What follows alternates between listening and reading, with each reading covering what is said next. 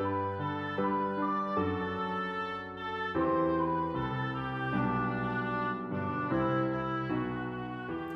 dernier dimanche du carême. Avec lui, renaître autrement, c'est la thématique de ce temps liturgique.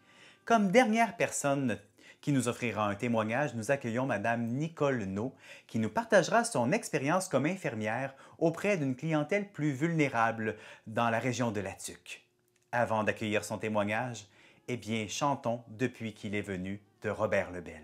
Car depuis qu'il est venu, en nous tout a changé.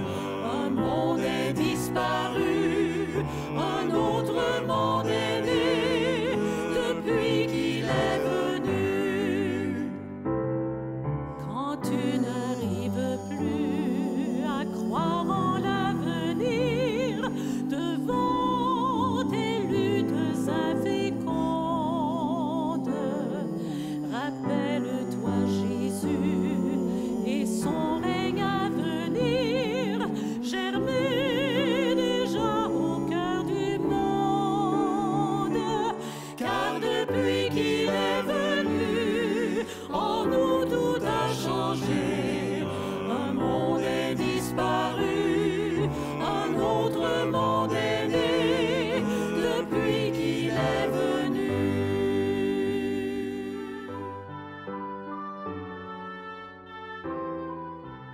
Bonjour.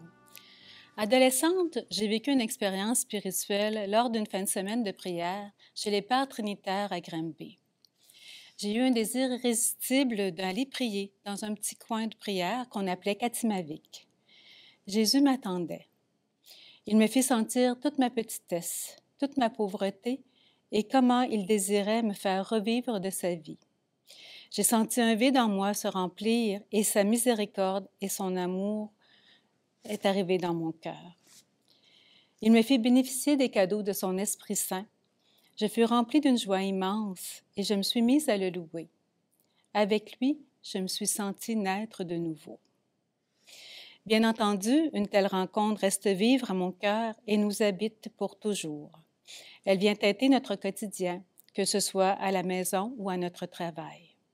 Sa présence nous accompagne continuellement. J'ai tenté de donner à mes enfants cette certitude de l'existence de Dieu. Et je réponds aux questions de mes petits-enfants quand ils me demandent pourquoi ce monsieur sur la croix, qui est le bébé dans la crèche, etc. Je crée des moments pour leur parler de Dieu. Quand l'occasion se présente, ils m'accompagnent à la messe. À mon travail, dans le programme Santé parentale infantile, mon rôle était d'accompagner les futurs parents et parents qui avaient des enfants de moins de 5 ans. J'œuvrais auprès de la clientèle vulnérable et régulière. Je vais m'attarder ici à la clientèle vulnérable. Le gouvernement du Québec, dans sa politique de périnatalité, a mis sur pied le programme HOLO, qui a pour but de donner des coupons d'œufs, de lait et d'oranges aux futures mamans pour contribuer à la naissance d'un bébé en santé. Ce programme cible les familles dont le revenu se situe sous le seuil du faible revenu selon Statistique Canada. Se joint à ce programme le CIP, c'est-à-dire Service intégré en périnatalité et petite enfance, et le programme PCN, qui est le Programme canadien de nutrition prénatale.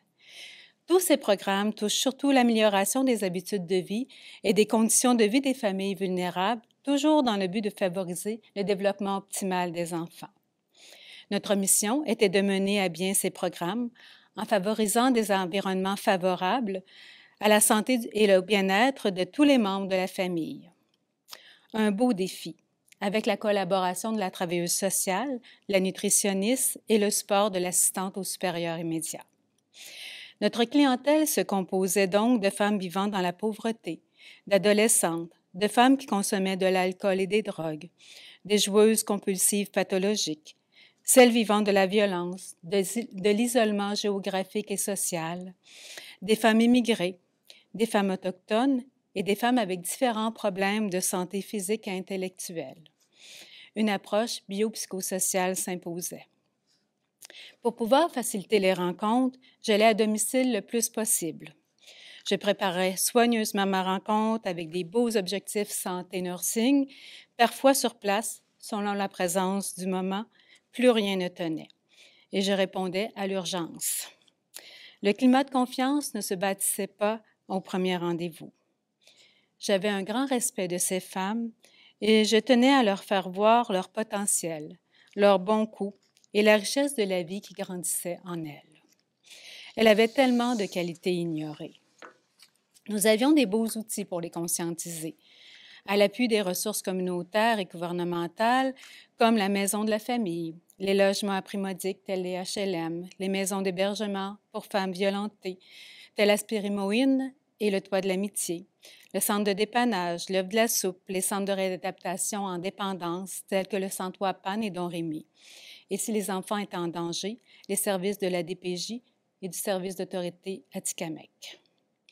Une collaboration avec les intervenants du Centre autochtone a été possible pour certaines situations, ce qui apportait une base solide à nos interventions. Parfois, il y avait des beaux succès. Je voyais un lien d'attachement qui s'établissait entre le couple et l'enfant et qui assurait une sécurité affective à celui-ci tellement essentielle. Une motivation à suivre une thérapie afin de mieux pouvoir procurer un meilleur environnement pour son enfant.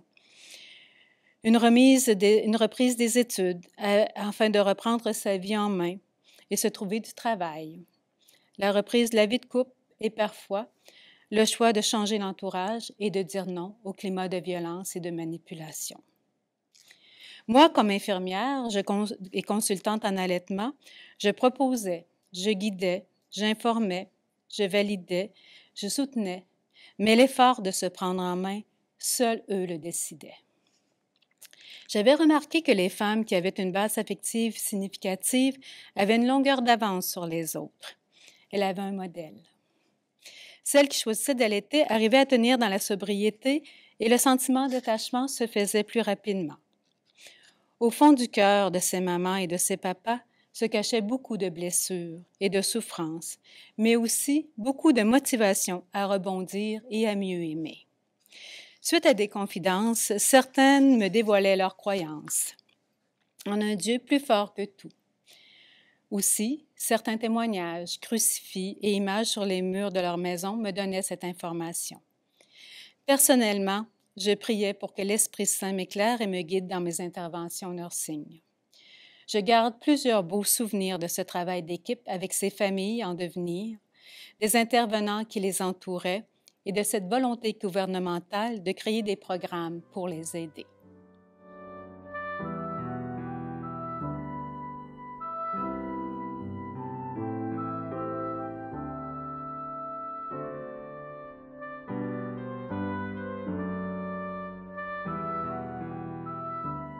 Merci beaucoup, Madame Nicole Naud, pour votre témoignage et surtout, merci pour votre contribution à ce que des hommes et des femmes puissent être debout. Et d'ailleurs, c'est le thème central de notre évangile d'aujourd'hui. Jésus permet à une femme de se relever. Accueillons ensemble la parole de Dieu. Évangile selon saint Jean. En ce temps-là, Jésus s'en alla au mont des Oliviers.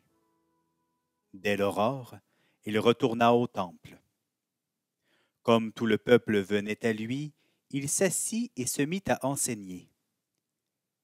Les scribes et les pharisiens lui amènent une femme qu'on avait surprise en situation d'adultère.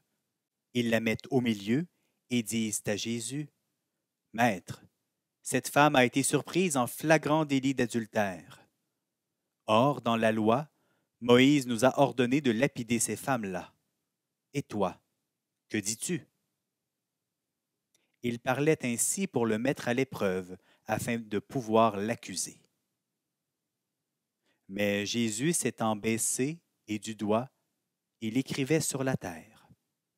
Comme on persistait à l'interroger, il se dressa et leur dit, « Celui d'entre vous qui est sans péché, qu'il soit le premier à lui jeter une pierre. » Il se baissa de nouveau et il écrivait sur la terre.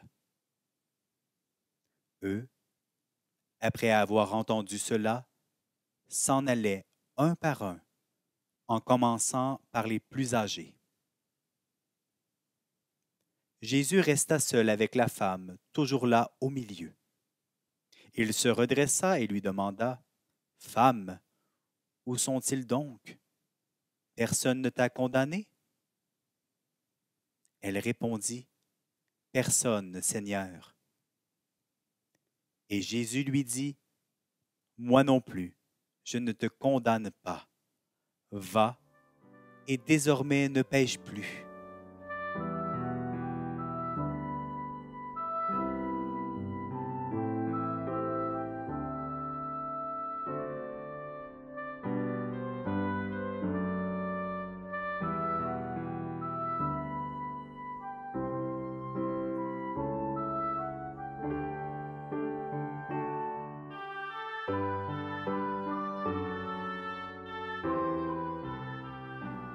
Dieu notre Père, nous te rendons grâce et nous chantons tes louanges pour ton Fils Jésus que tu as donné à notre monde pour faire connaître la grandeur de ton amour.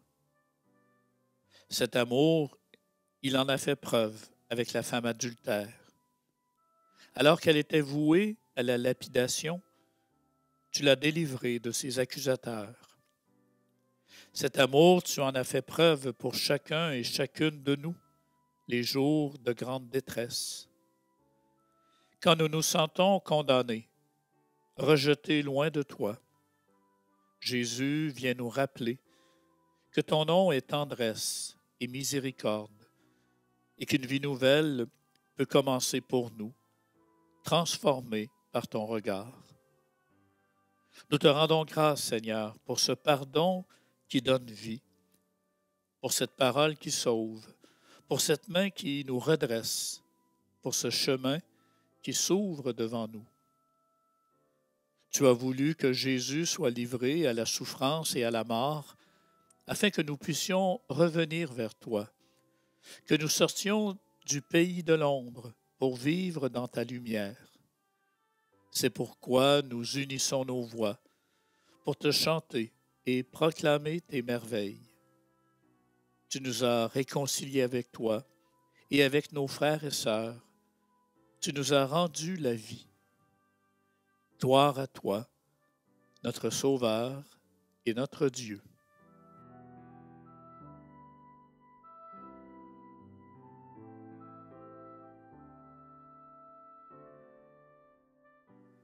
C'est déjà tout pour nos capsules du Carême. Je veux prendre le temps de remercier toutes les personnes qui ont contribué à rendre possible ces moments que nous avons passés ensemble, particulièrement toutes ces personnes qui nous ont offert une page de leur histoire de vie.